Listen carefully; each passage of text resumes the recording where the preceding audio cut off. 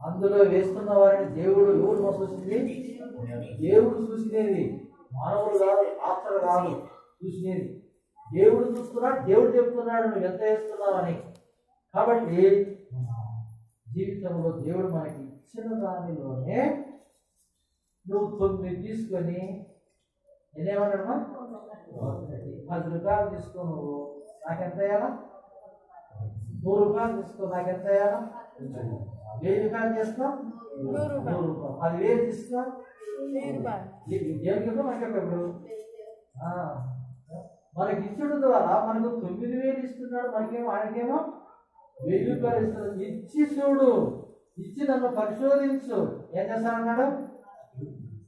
మర్చిపోతున్నాడు. ఆయన యొక్క ధననిధిలో నుండి ఆయన కుమ్మరిస్తాను. ఏంటి? పట్టసాల